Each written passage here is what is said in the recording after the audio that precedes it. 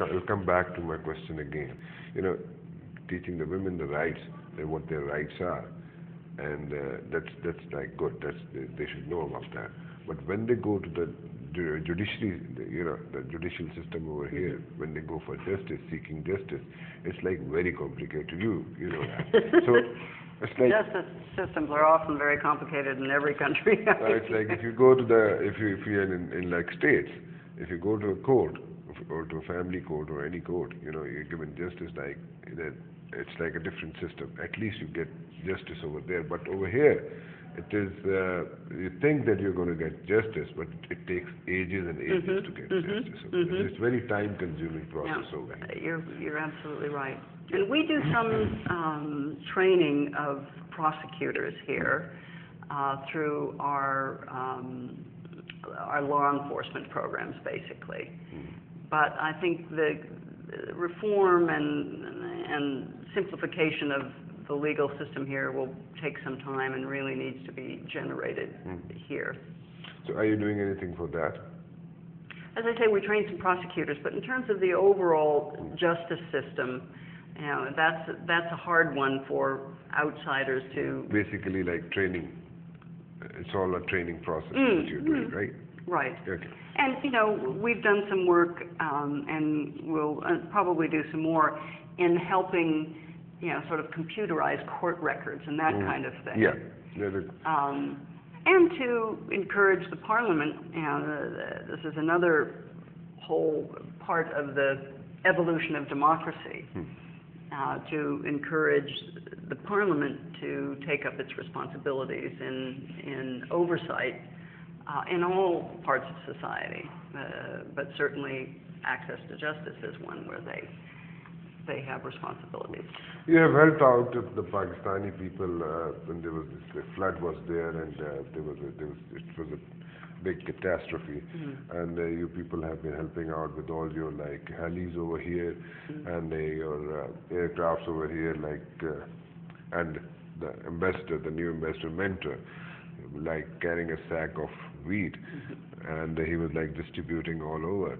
So you were doing all those stuff over here. You're doing those stuff over here. I saw these people like helping out in an air base near Rawalpindi, and I was there for the whole day. You were like helping out people over there. You were like distributing food over there and all this stuff. Why not in the other parts of the country? Why just Swat? Oh, it wasn't just SWAT. Okay. Let me say, as Ambassador Holbrooke has want now to say about this flood, which we took very seriously, that we were here the first with the most. Yeah. That's what he's been saying, and that's true. Yeah, that's true. And thus far, we have provided over $460 million in emergency relief. A lot of that goes through UN organizations. There's a protocol in the disaster relief world, which we follow along with other donors, and the World Food Program, UNHCR, High Commission on Refugees. All these groups know what to do. They work, in the health cluster or the shelter cluster or the sanitation, all that sort of stuff. So we've been supporting them very generously. We've also, as you mentioned, had our helicopters here. At any given time, 30 odd of them, and they've, when you count up that contribution, running helicopters, costs a bit of money after a while. So that's another 80 million, and they've picked up 26,000 people thus far, and shifted them to safety, and delivered over 20 million pounds of I saw that entire exercise. But they've been flying in the south as well, further south, Multan, down near Karachi. The National Disaster Management Agency has been in charge of the logistics. So our helicopters go where they ask us to go, and we say, okay, you want us to fly here? We'll fly there. We'll pick up, we'll drop. So we've been very much in support of that whole logistical machine. The hub for many of our incoming flights has been Chaklala, but they go down south or they go up to Swat, but it's been countrywide. Okay. Kerry Lugar bill amount. There's a debate going on in Pakistan that this amount is not enough. What do you have to say about this one? Well, what I would say is that we need to take these funds and spend them well, show results to the people of Pakistan, the government of Pakistan, the U.S. Congress, the U.S. taxpayer, and then we'll see. You're talking about the first year. I'm talking about the first phase. I mean, Okay. I'm saying that because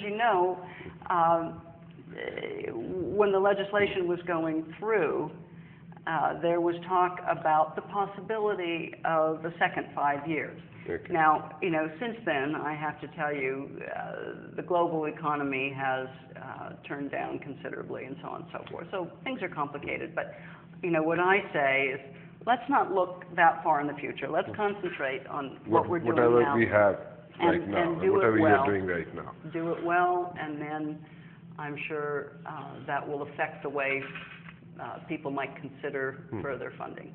Yeah, so the funding can be increased if this funding is taken care of properly. It could. Again, I have to say that's always up to the U.S. Congress and the committees that do the appropriations. So if they're satisfied with whatever is going on right now and how this money is spent over here, and if there's transparency over here, and if they spend at the right place, so there is a possibility the Congress can increase that amount in the days to come, in the years to come. Yeah, in the years to come, always that possibility. Yeah, okay. Other than this thing, what do you have in your mind? If you, can you this is something in social sector we're talking about.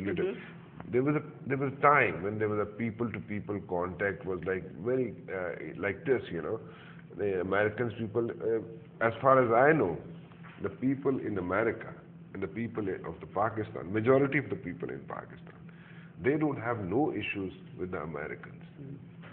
Majority of the people. You were here in 70s. Yeah.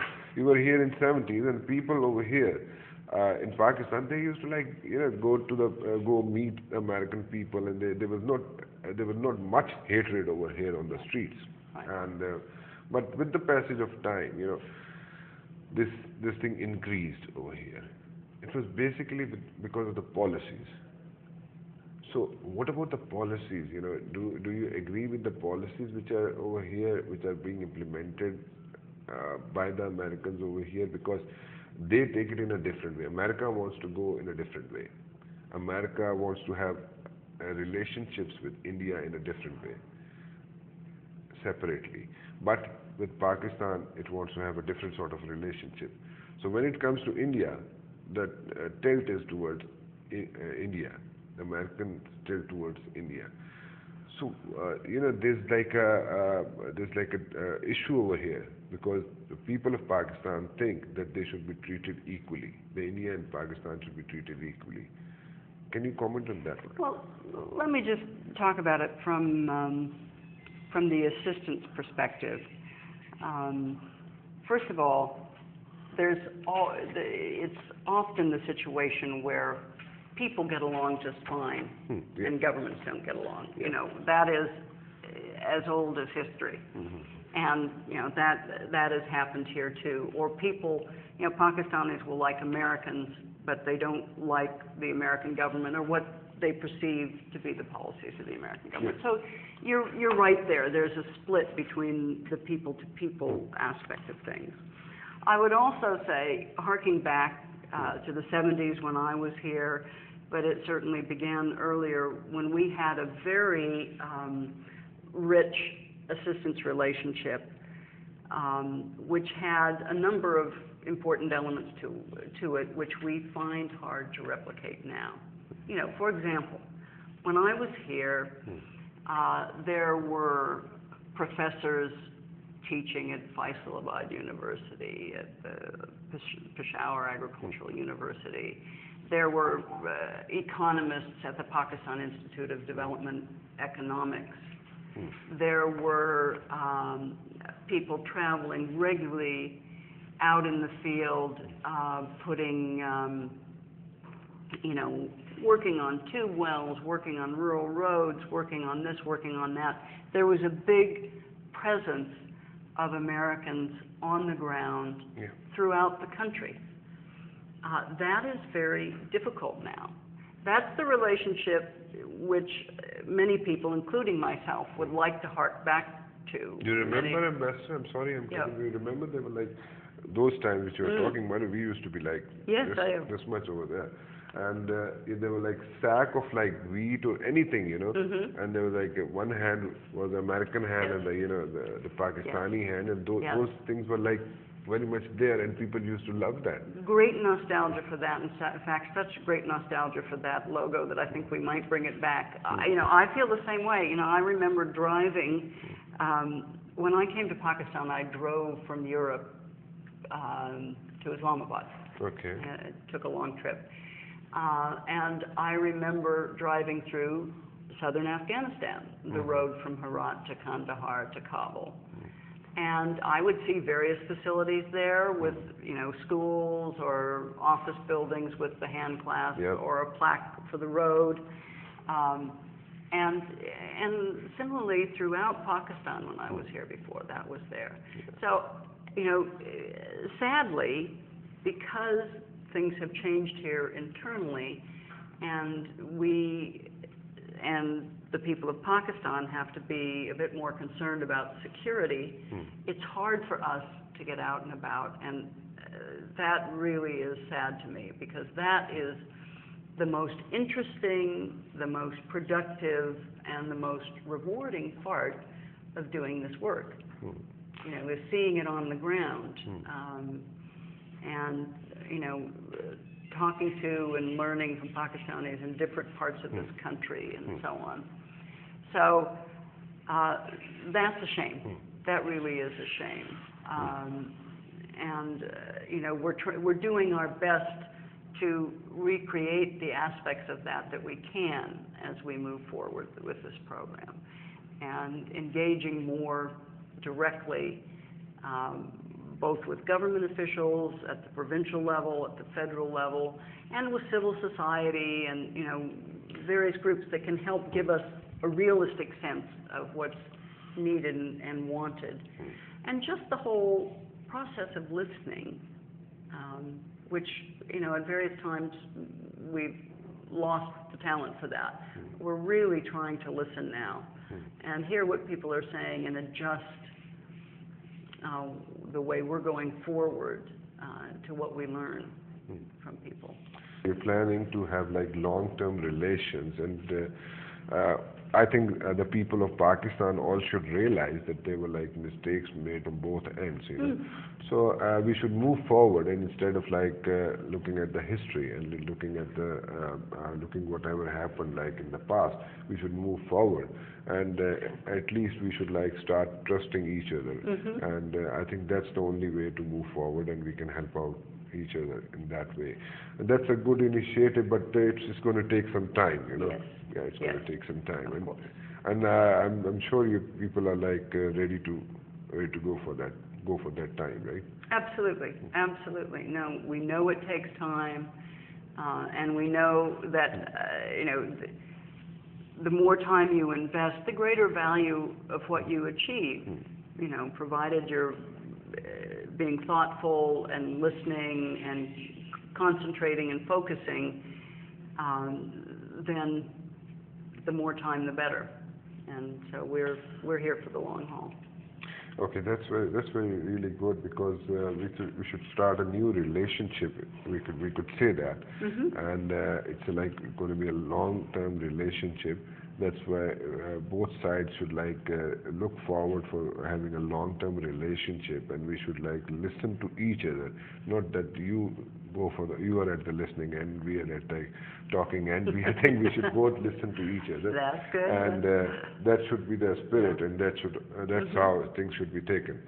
So anyways, thank you very much for talking to me, Ambassador. You people are like investing a lot over here. You people are doing a lot over here, and you people helped us out in the earthquake also. You people helped us out in the biggest catastrophe over here, the floods.